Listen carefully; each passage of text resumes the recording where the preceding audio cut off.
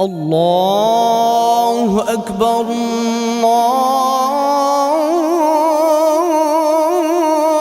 الله أكبر لأجاريهم قلدت ভৈরবে আসছিলাম তো কেনাকাটা করতে।